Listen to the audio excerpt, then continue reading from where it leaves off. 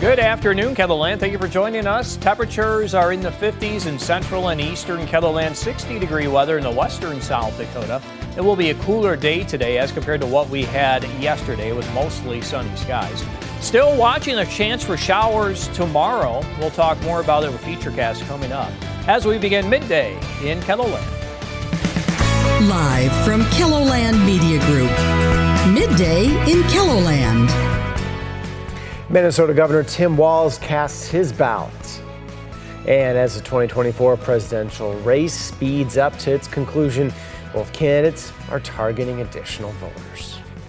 Good afternoon and thanks for having us in. A Sioux Falls man is behind bars this midday, charged with attempted murder.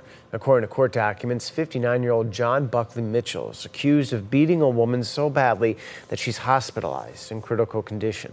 Investigators were unable to talk to the alleged victim because she's in a coma after having surgery for a brain bleed. While she was still conscious, the affidavit says she told her children that Mitchell had strangled her and threatened to kill her. Mitchell has a lengthy criminal history and is scheduled to make his first court appearance this afternoon.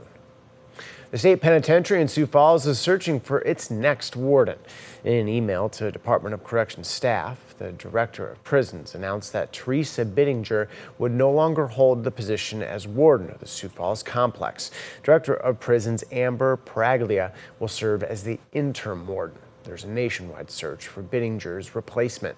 The news comes just days after State Corrections Secretary Kelly Wasco briefed the legislature's Government Operations and Audit Committee about contraband found during a recent lockdown. One person has died of West Nile virus in Han County, according to the Department of Health. There were 19 total cases this year. 9 counties reported cases or had positive tests for West Nile mosquito pools. The majority of those who had the disease were over the age of 40. Turning to weather, it's pretty pleasant out there. Going to be fairly warm in the 80s for some viewers, right, Scott? Yeah, we'll continue to watch those numbers as they do climb. We are looking at mostly sunny skies found across the area. This is our Aberdeen live cam. We are looking at temperatures that will slowly warm across eastern South Dakota. Right now we have a temperature of 50 degrees in Aberdeen. South wind around 10 miles per hour. The low temperature down to 26 this morning. And this is winter, mostly sunny skies. Here, temperature at 61. South wind is a little stronger at 13 miles per hour. One more stop in Rapid City. A couple of high-level clouds trying to move through. Plenty of sunshine. Otherwise, temperature at 62 degrees, south wind of 14, and we fell to 36 earlier this morning. So there's high pressure as that continues to move to the southeast. We'll eventually see southerly winds for everybody.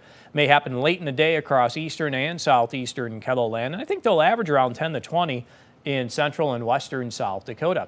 Otherwise, the current conditions are showing plenty of sunshine for everybody. We're looking at numbers in the 40s to near 50 degrees for Watertown, Brookings, Marshall, and Worthington. We have 54 in Mitchell and 52 degrees in Huron with south winds coming in around 5 to 15 miles per hour. A little stronger there from Phillip down the Pine Ridge at Valentine, and winter anywhere from 10 to 20 miles per hour there.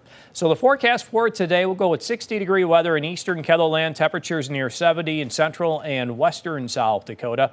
Let's talk about the weekend. We're halfway through this week, so the weekend forecast is for dry skies and warming temperatures.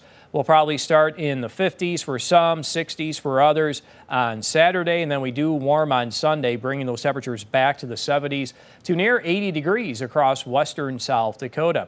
Other cities across KELOLAND for this weekend showing temperatures will start cool on Saturday, 50s and 60s, and then we do warm to the upper 60s to maybe the middle 70s for some. Chamberlain on Sunday will hit 74. I'll have more details on your KELOLAND Live Doppler forecast coming up. Thank you, Scott. The 2024 presidential race is in its final sprint before Election Day, 13 days away, and both campaigns are ramping up their efforts in battleground states.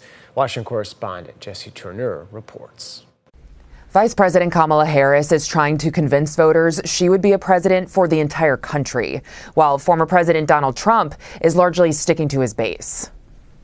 I will stop the invasion of criminals into our country. Former President Donald Trump focused on immigration in Florida and North Carolina as he tries to gain support from Latino voters. I just saw a poll that we're actually leading with Hispanics. That's never happened before. Trump said if elected, he can address the southern border without Congress. It's called extreme power. You have extreme power.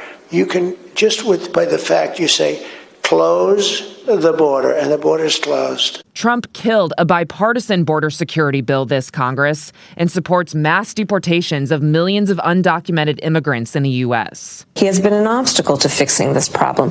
My proposal includes strengthening what we must do to ensure that we have an orderly and humane immigration system and that we fix what has been broken for a long time. Vice President Harris told NBC News she would sign that bill as president, which would in part increase the number of Border Patrol agents and create a higher standard for asylum eligibility.